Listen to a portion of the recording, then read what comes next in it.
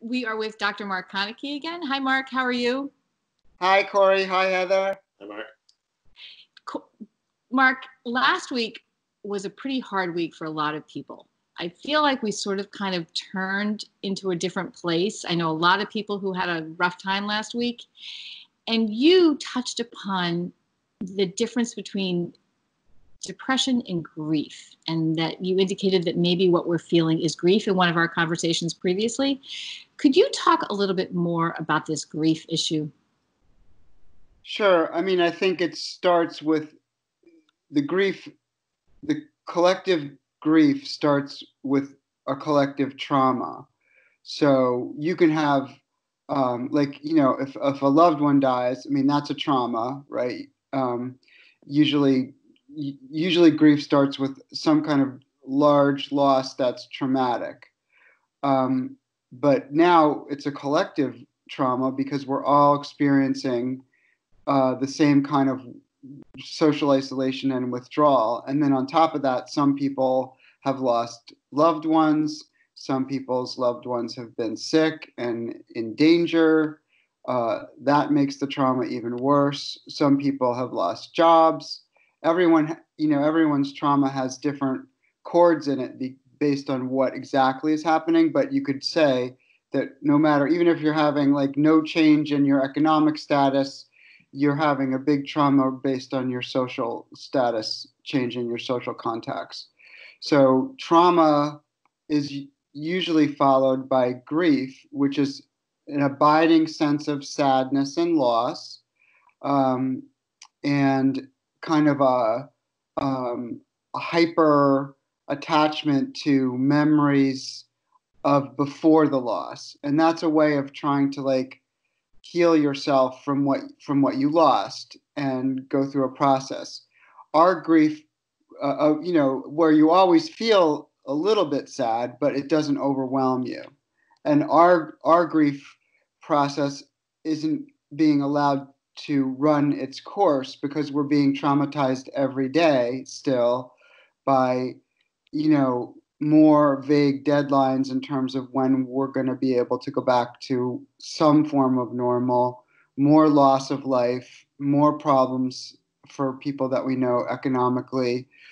So we're sort of frozen in a grief state, and we have to just sort of cope with that and know that when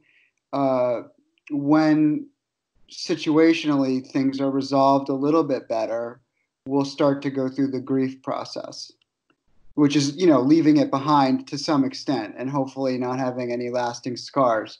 The way that depression fits in is depression is kind of a lasting scar of grief, and that becomes something that often needs professional help. But that's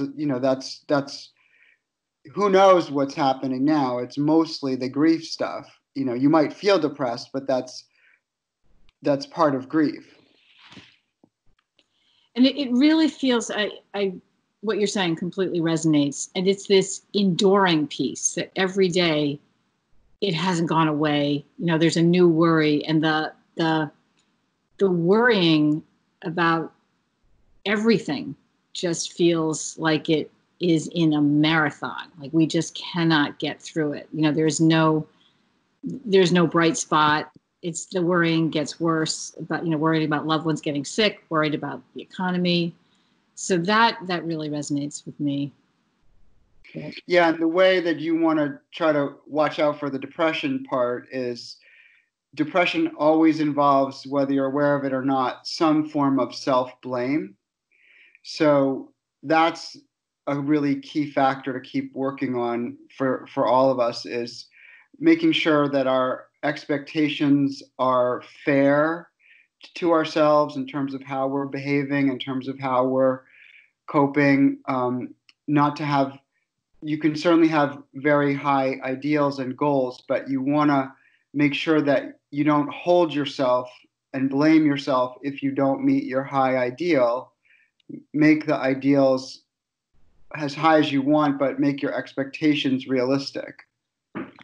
For example, when we were talking about kids and how stressful it is to have, kids when you're trying to work and you're trying to raise kids, ideally I would like not to raise my voice to my son. I would like that ideally, but is that, but my expectation is I'm going to probably make some mistakes, and my goal is to try to not make the raising my voice out of control, but to keep it modulated a little bit, so that now if I do that, I'm not hating on myself for having made the mistake. And recognizing that it's impossible to work and raise little kids. Kids under 5, forget about it. You just can't ask yourself to be attentive to them. Without other family members helping, you're not going to be able to do it, and that just is okay. Yeah, I have one more question regarding that. Um, and we're going to shift a tiny bit to that collective part you're talking about.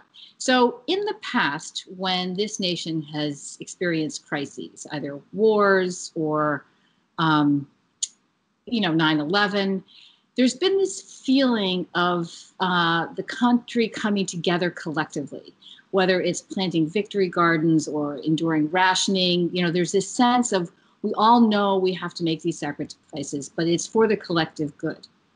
Now, our federal government right now seems to have made the decision that this is going to be about states' rights. Each state will have to manage its own, its way of keeping its people safe, and its way of making sure healthcare providers are safe and the healthcare is provided. So, do you think we would feel better if we had more of a sense of unity in the nation?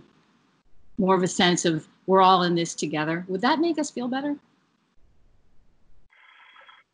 Well, I mean, as your question implies, uh, having a sense of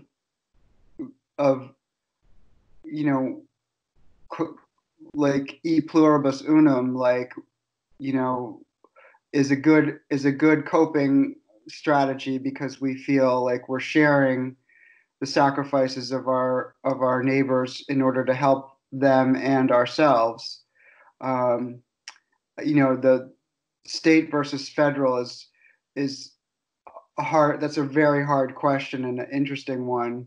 I think that it really depends on, to me, it depends on whether whoever's making the rules can help us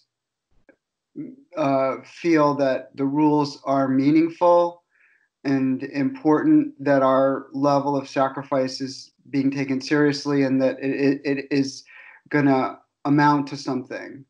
If it feels arbitrary from anywhere, that's where it's gonna create more anxiety, probably more opposition, less sense of collectivity. Yeah, it seems to me that I would feel better. I think other people would feel better if this suffering, this hurt, had purpose. Right. If we understood better that it had purpose. So, Yeah. do you think there's any literature or anything that came out of these previous experience of when this country has suffered, or when other countries have suffered, and there's been a purpose or a shared purpose? Well, the shit. I mean, I don't know about literature, because I do think this is really unprecedented in certain ways, because of I think we were saying a couple weeks ago, like the lack of being able to be in the same room with your fellow people, humans, your friends, your family. I think that makes this, uh, you know, uh, I don't want to sound like I'm exaggerating, but it makes it exponentially worse. I think, and I think that, like, just like thinking of our grandparent age people and how much suffering they have not seeing and having contact with their grandchildren, is tragic for everyone. I think it would be very helpful if, like, I hear Dr. Fauci and the other doctor whose name I'm forgetting saying like, this is helping, keep going. Mm-hmm. I think they're trying to say things about that we will be able to give up some of these measures at some point relatively soon. I wish they would be a teeny bit more concrete about that.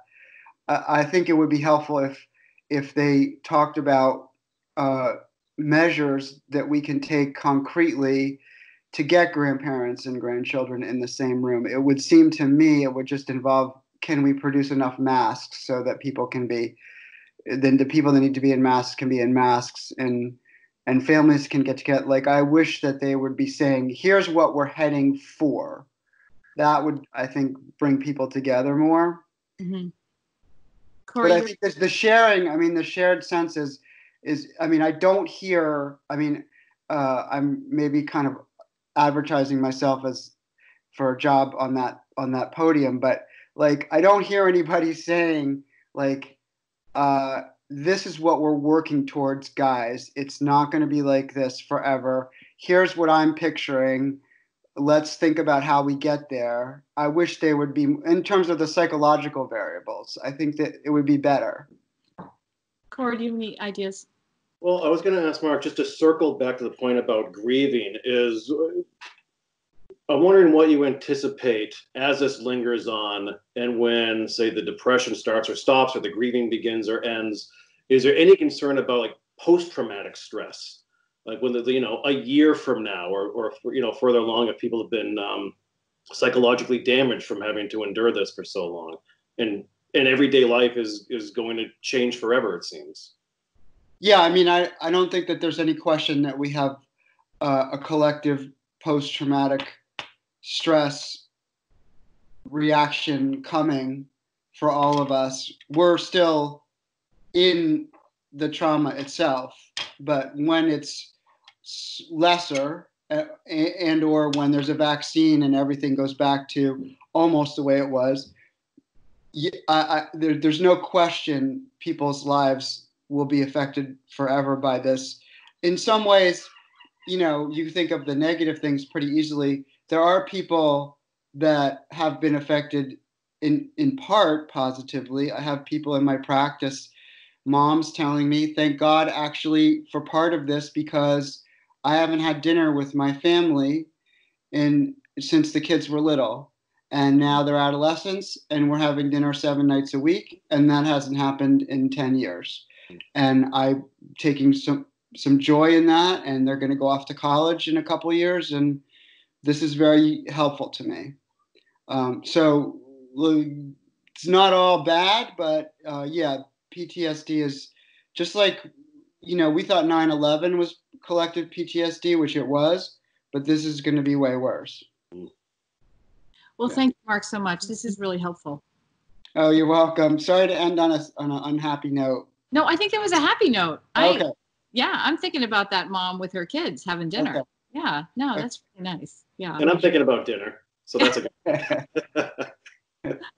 Well, maybe I'm interrupting though. Do you have anything more to add to this conversation about grief? No, it's really complicated questions that you're asking, and I think psychologists are pretty crappy at predicting things, but we're much better at understanding things, looking back on them. But I don't think there's any psychologist in America that isn't going to put their money on this is going to be bad for a long time and complicate everybody's mental health. If you have mental health issues, they'll be complicated by this. If you didn't before, you probably will have some after. There's going to be a lot of anger, like people aren't really hitting that. That's part of grieving, is there's anger. I don't hear, I mean, in my practice, I don't hear a lot of anger. I hear it on TV sometimes with some people, but that's going to be a thing for kids and grown-ups too, is being angry about all this. Once we're a little safer. Well, let's check back soon, Dr. Okay. Yeah. I really appreciate your time again. Oh, you're welcome. Thank you. Be well. Have a good week.